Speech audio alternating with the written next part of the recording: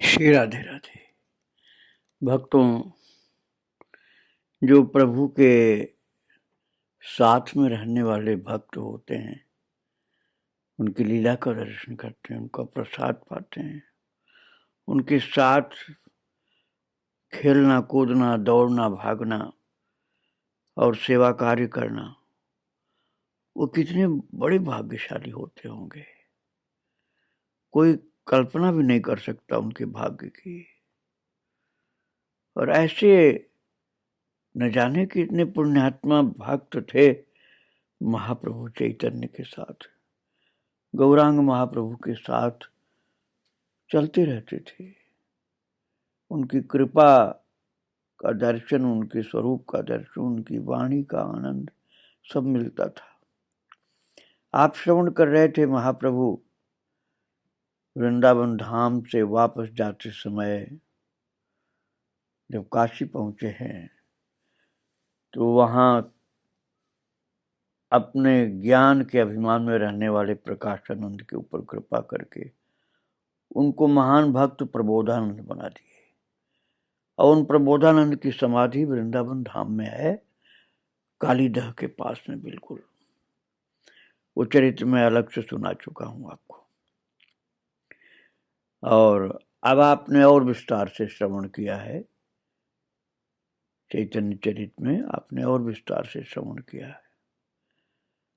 अब इसके बाद प्रभु पहुंचे हैं जगन्नाथपुरी, और वहां सार्वभौम भट्टाचार्य ने निमंत्रण करके गौरांग महाप्रभु को बहुत उत्तम उत्तम भोजन प्रसाद कराया है। साथ में सब भक्तगण प्रसादी का आनंद प्राप्त किए। प्रभु के सन्यास के बाद 6 वर्ष बीत गए।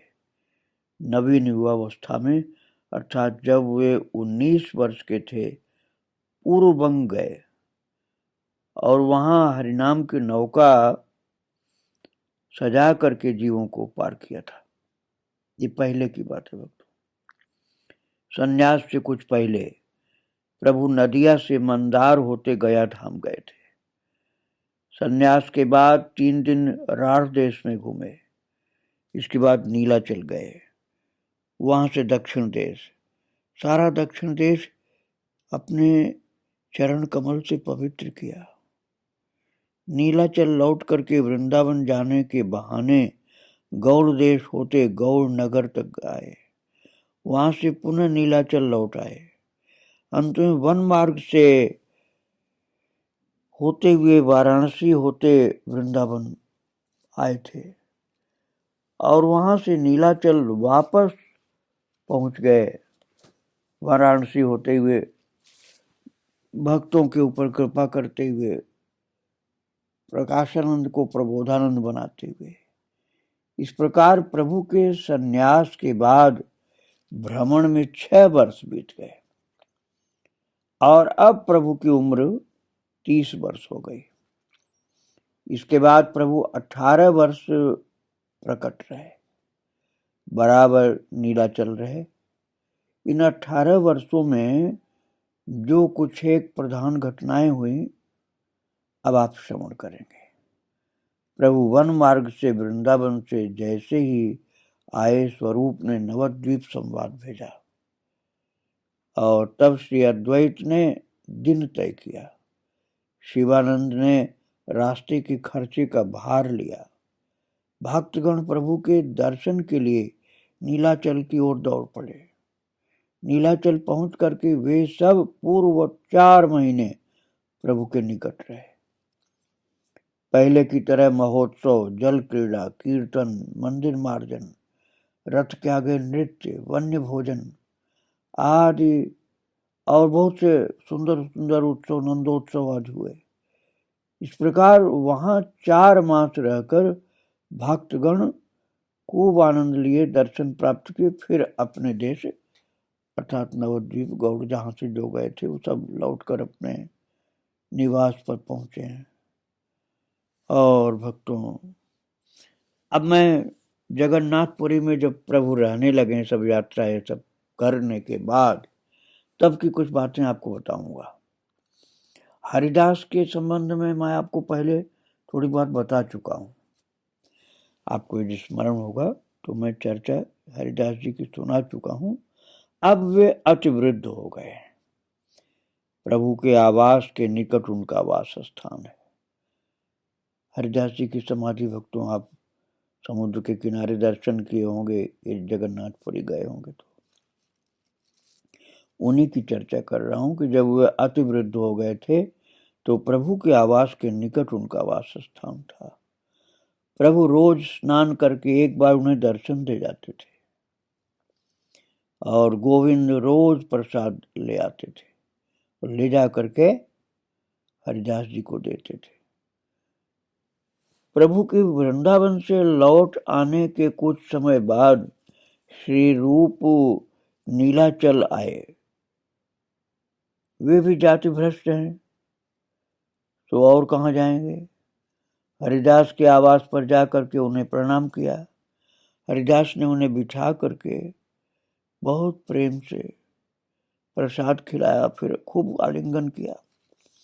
रूप ये सब सुनकर के आश्वस्त हुए कि प्रभु आने ही वाले हैं, और तभी हरे कृष्ण नाम के जप करते करते चंद्रबोधन प्रभु वहां आ गए। प्रभु ने हरिदास को आलिंगन किया और हरिदास बोले, प्रभु देखिए रूप आपको प्रणाम कर रहे हैं, धरती पर पड़े हैं। तो प्रभु ने सहर्ष रूप को आलिंगन किया। रूप हरिदास के आवास में रह गए। भक्तों के अपने देश चले जाने के बाद भी रूप वहां रहे। कारण प्रभु अपने कार्य के उपयुक्त बनाने के लिए उन्हें यत्न पूर्वक शिक्षा देने लगे।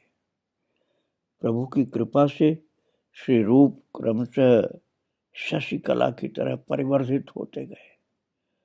उसी वर्ष प्रभु ने रथ के आगे नृत्य करते समय खूब स्तुति गान किया और भगवान का गुणगान किया।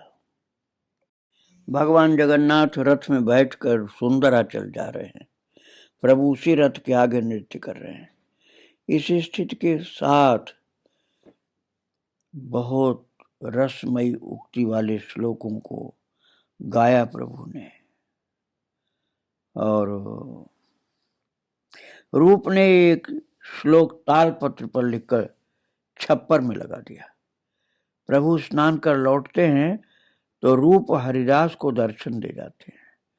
उसी नियम के अनुसार वे आए, पर तब रूप स्नान को गए हुए थे।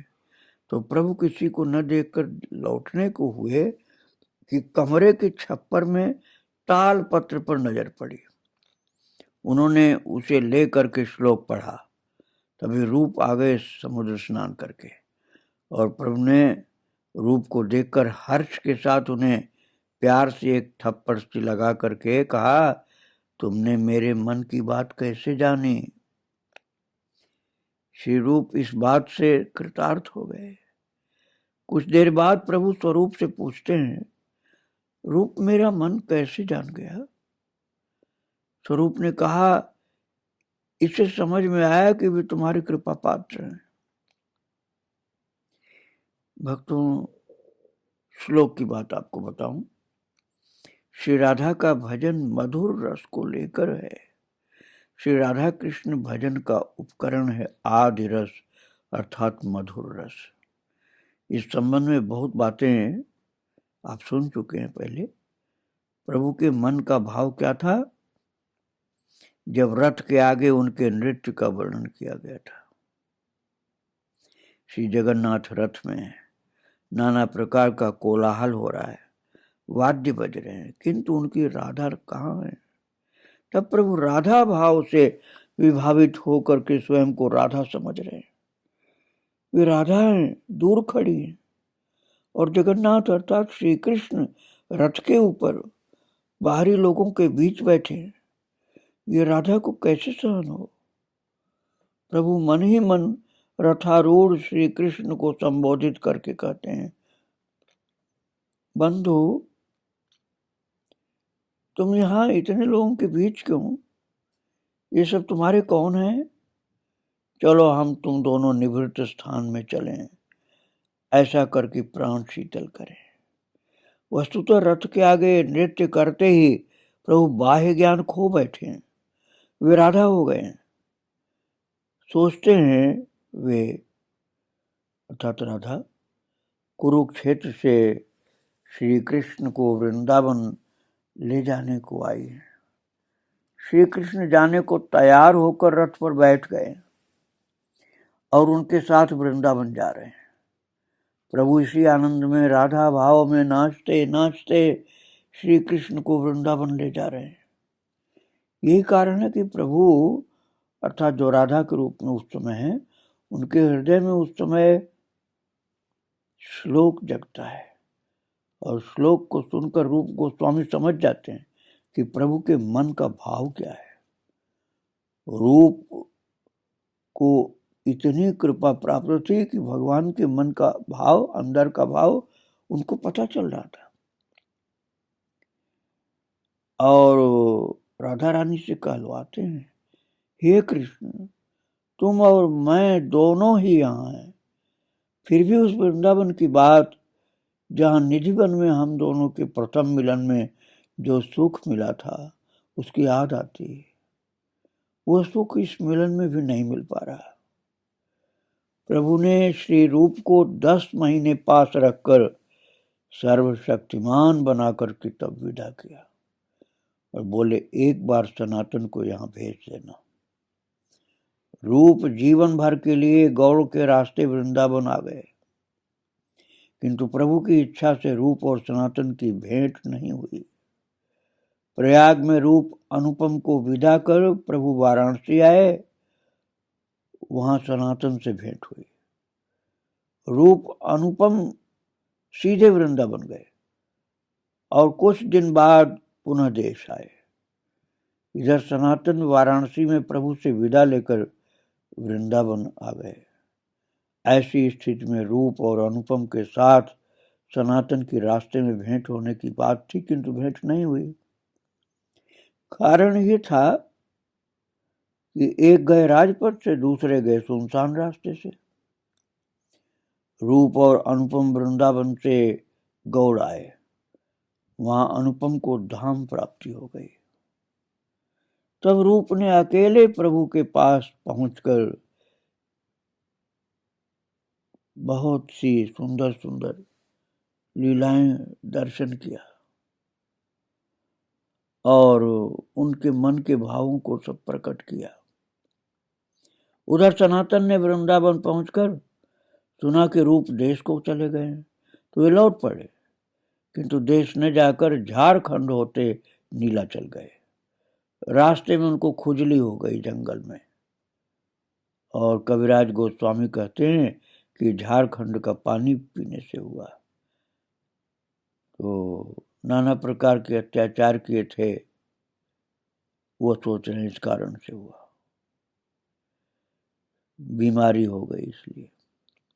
जो भी हो, व्याधि के होने से सनातन को जरा भी दुख नहीं हुआ।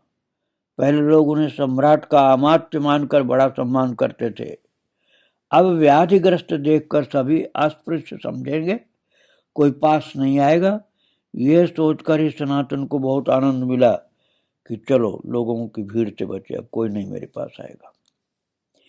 सनातन के मन में ऐसे भाव का कारण समझिए आप, प्रभु के संसर्ग से सनातन के मन में पूरी तरह चैतन्य और वैराग्य का उदय हो गया। अब उनके लिए जगत का आदर और घृणा दोनों ही समान हो गए थे। पहले जो सब पाप हुए थे मुसलमान राजा के साथ रहने से, वे अब ज्वलंत अंगारों की तरह हृदय को क्लेश दे रहे थे। अब वे दिन रात यही सोचते हैं कि कैसे उन पापों से मुक्त होकर भगवान के चरण प्राप्त करूं। प्रभु के चरणों का आश्रय लेकर नितांत आशान्वित तो हुए हैं, पर इससे मन में गौरव की सृष्टि नहीं हुई। प्रभु उन्हें बड़ा स्नेह करते हैं, ये सही है। वे ये भी कहते हैं कि प्रभु के स्पर्श को देवता भी वांछा करते हैं, किंतु सनातन अपने मन में इन बातों को स्थान नहीं देते। वे सोचते हैं कि प्रभु करुणामय हैं, पापियों के उद्धार के लिए गोलोक त्याग करके धराधाम में आए हैं। इसलिए उन जैसे अधम जीवों को लेकर ही प्रभु की ठाकुराई है। सो सनातन को वे स्नेह करें, इसमें विचित्र बात क्या है। किंतु इस बात को लेकर सनातन के मन में कोई गौरव नहीं, गौरव प्रभु का ही है। बल्कि प्रभु उनको इतना स्नेह प्यार करते हैं, इससे तो यही प्रमाणित होता है कि वे अति अधम हैं। कारण अधम उद्धार के लिए प्रभु का अवतार है। फिर वे ये भी सोचते हैं और उनका यह दृढ़ विश्वास है कि वे इस जगत में जिस मात्रा में दंड पाएंगे उसी मात्रा में उनके पाप क्षय हो जाएंगे। जिस मात्रा में लोग उन्हें घृणा करेंगे उसी मात्रा में प्रभु उन पर कृपा करेंगे। इसलिए ये जो व्याधि हुई है, इससे सनातन का मन जरा भी विचलित नहीं हुआ। वे सोचते हैं कि प्रभु के दर्शन कर अपने अपवित्र देह को रथ के पहिए के नीचे नष्ट कर दूंगा। यही सोचते सोचते सनातन नीलाचल जा पहुंचे। वे एक प्रकार से जाति भ्रष्ट हो गए। मुसलमान के यहाँ रहने खाने पीने से और किसी के निकट जाने का अधिकार नहीं, तो तलाशते हुए हरिदास के यहाँ पहुंचे और पहुंचते हरिदास की चरण वंदना की। हरिदास ने भी उठाकर आलिंगन किया। प्रभु के दर्शन कब होंगे ये पूछ ही रहे थे कि प्रभु भक्तों के साथ वहां आ पहुंचे। हरिदास और सनातन ने तुरंत उन्हें प्रणाम किया। हरिदास ने कहा, प्रभु देख नहीं रहे, सनातन आपको प्रणाम कर रहे हैं। प्रभु ने हर्ष के साथ सनातन को आलिंगन करने को दोनों हाथ लंबे किए, किंतु सनातन पीछे हटकर बोले, प्रभु क्या करते, मुझे छूइए नहीं। मैं एक तो घोर पापी अस्पृश्य पामर हूं, ऊपर से पापों के फलस्वरूप सारे शरीर में कुष्ठ हो गया है, उसमें से पीप निकल रही। प्रभु ने ये सब नहीं सुना, बलपूर्वक उन्हें पकड़कर आलिंगन कर लिया। वास्तव में सनातन के कुष्ठ की पीप प्रभु के श्रीअंग पर लग गई। तब प्रभु ने भक्तों के साथ सनातन का परिचय कराया। सनातन सभी के पैरों में पड़े। प्रभु और भक्तगण पट्टे पर बैठे। सनातन हरिदास दोनों नीचे बैठ गए। सभी इष्ट गोष्ठी करने लगे। प्रभु बोले, सनातन तुम्हारे छोटे भाई रूप यहाँ 10 महीने रहे, किंतु अनुपम को कृष्ण प्राप्ति हो गई। ये कह करके प्रभु ने अनुपम की भक्ति की प्रशंसा की। सनातन ने भ्रातृ वियोग की बात पहले नहीं सुनी थी, अब सुनकर थोड़े कातर होकर बोले, प्रभु जितने प्रकार का अन्याय और अधर्म है हम लोगों का कुल धर्म रहा, फिर भी तुमने कृपा कर हमें आश्रय दिया है, इसलिए हमारा तो सभी मंगल है। अनुपम मेरे भाई थे, बड़े भक्त थे। प्रभु के श्रीमुख से उनकी भक्ति की जो प्रशंसा सुनी उसकी पुष्टि स्वरूप एक प्रसंग बताता हूं। मेरे भाई अनुपम रघुनाथ उपासक थे। मैंने और रूप ने उनसे कहा, यदि रस का भजन करना चाहते हो तो श्री कृष्ण भजन करो। और अनुपम जो थे वो राम जी के भक्त थे, राम जी का भजन करते थे। तो कहते हैं कि अनुपम हमारे अनुरोध पर तैयार हो गए, किंतु सारी रात रो करके काटी। सुबह हम दोनों के पैर पकड़ करके बोले, रघुनाथ को नहीं छोड़ पाया। इससे उनके भजन की दृढ़ता देखकर हम लोगों ने उन्हें साधुवाद देकर आलिंगन कर लिया। प्रभु बोले, मैंने मुरारी की भी इसी तरह परीक्षा की थी। मुरारी ने स्वीकार कर लिया कि वे रघुनाथ को छोड़कर श्री कृष्ण भजन करेंगे, पर नहीं कर सके। अंत में मुझसे रघुनाथ भजन की शिक्षा ली, राम जी की भक्ति की शिक्षा ली महाप्रभु से। इसके बाद प्रभु ने एक अद्भुत बात बताई। बोले, हम लोग भक्तों का गुणानुवाद कर रहे हैं, किंतु भक्तों के जो ठाकुर भगवान हैं वे भी उतने ही महाशय हैं, बंधु हैं, भक्त सेवक हैं, ठाकुर को नहीं छोड़ते, ये सच है। पर यदि सेवक दैव दुर्विपाक से विपथ पर जाता है तो ठाकुर भी उसे केस पकड़कर सतपथ पर ले आते हैं। प्रभु, ये आश्वासन वाक्य तुम्हारे श्रीमुख से निकला है।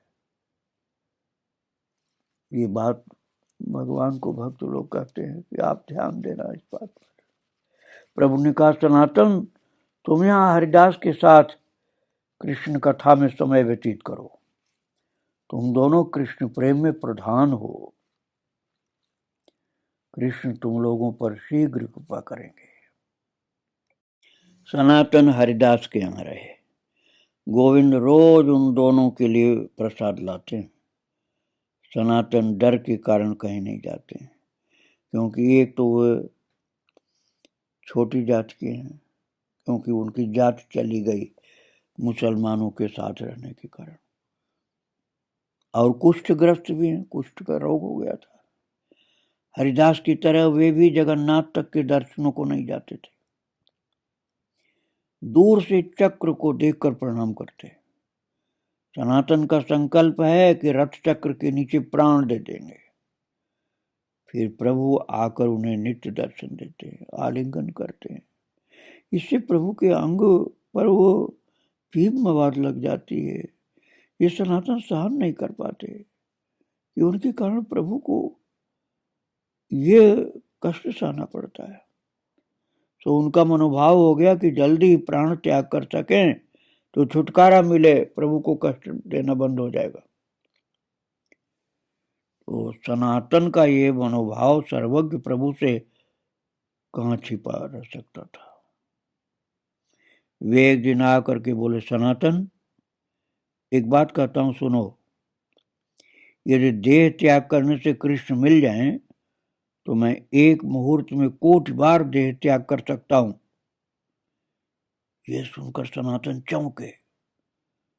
प्रभु कहने लगे, धर्म के लिए प्राण त्याग करना असल धर्म नहीं, वो तमो धर्म है।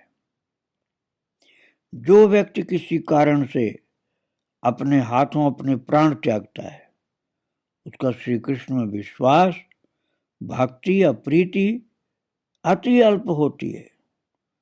वो तो नितांत स्वार्थी है। ऐसा व्यक्ति सोचता है कि स्वयं को दुख देकर कृपा प्राप्त करेगा, किंतु कृष्ण तो निष्ठुर नहीं। हाँ, कोई कोई कृष्ण के लिए प्राण देना चाहते हैं। वे इसलिए मरना चाहते हैं कि कृष्ण विरह सहन नहीं कर सकते, किंतु ऐसे व्यक्ति अति विरल होते हैं और उनके नियम भी दूसरी तरह के होते हैं। ये जो कोई कृष्ण विरह में मरना चाहता है तो कृष्ण तुरंत उसके निकट उपस्थित हो जाते, उसे मरने नहीं देते। किंतु जो लोग अपने प्राण देकर कृष्ण को जब्त करना चाहते हैं, वे कृष्ण को जब्त नहीं कर सकते। अतएव सनातन, आत्महत्या रूपी अपने इस कुवांछा को छोड़ो, कीर्तन और भजन करो, तब श्री कृष्ण को पाओगे। श्री कृष्ण भजन में जाति विचार नहीं है, बल्कि जो हीन जाति हैं उनका भजन सुलभ होता है, क्योंकि जो जाति में श्रेष्ठ हैं वे बड़े अभिमानी होते हैं, और अभिमानी लोग श्री कृष्ण भजन के अधिकारी नहीं। भक्तों, इसलिए छोटी जाति के लोग भजन में आगे जाते हैं, क्योंकि जाति का अहंकार नहीं होता।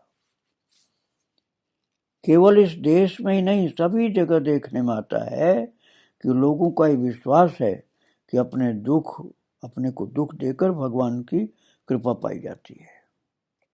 किंतु प्रभु कह रहे हैं कि शरीर को कष्ट देना तो छोटी बात, अपने प्राण तक देकर भी भगवान की कृपा प्राप्त नहीं होती, कारण वे मंगलमय बंधु हैं। वे निष्ठुर नहीं हैं कि तुम कष्ट पाओगे तो वो संतुष्ट होंगे। इससे समझ में आता है कि भगवान की कृपा पाने के लिए कितनी ही कठोर उपाय काम में लो, वे विफल हैं। प्रबोधानंद सरस्वती सन्यासियों के माननीय। इस देश में यह विश्वास किया जाता है कि सन्यास जैसा प्रधान आश्रम और नहीं, किंतु प्रभु ने प्रबोधानंद के माध्यम से जीवों को शिक्षा दी कि सन्यास लेने से कृपा प्राप्त नहीं होती। प्रभु स्वयं भी सदा कहते, जीवों को प्रेम की ही आवश्यकता है, सन्यास लेकर के मैंने कुछ प्राप्त नहीं किया। वेद विधि धर्म की दासी है। इस देश के प्रधान न्यायिक श्री वासुदेव सार्वभौम ने नींद से उठते ही प्रसाद ग्रहण किया, बिना नहाए धोए। ब्राह्मण पंडित ऐसा कार्य प्राण जाने पर भी नहीं कर सकते। जब सार्वभौम ने प्रसाद ग्रहण किया तो प्रभु आनंद से उन्हें लेकर नृत्य करने लगे और कहने लगे, तुमने वेद विधि का उल्लंघन कर महाप्रसाद ग्रहण किया, आज तुम सच्चे कृष्णदास हो गए। इससे पता चलता है कि स्मार्त भट्टाचार्य का मत मानने का अर्थ है मन को विधि के अधीन कर उसे जड़ बना डालना। अतएव वेद विधियां प्रेम और भक्ति की पूर्णतः विरोधी हो जाती हैं। तात्पर्य है कि प्रेम सारी विधियों से, चाहे वो वैदिक ही क्यों न हो, प्रेम उनसे भी ऊंचा है, कृष्ण प्रेम। और वैष्णव धर्म जगत के अन्य धर्मों से पूरी तरह अलग है। इसकी भजन साधन पद्धति बालक वृद्ध सभी समझ सकते हैं। भक्तों, आगे की चर्चा फिर करेंगे। आज प्रभु को और उनके भक्तों को प्रणाम करके ही विराम दे रहा हूँ। जय जय श्री राधे श्याम, जय जय श्री सीताराम। गौरांग महाप्रभु की जय। श्री राधे राधे, श्री राधे।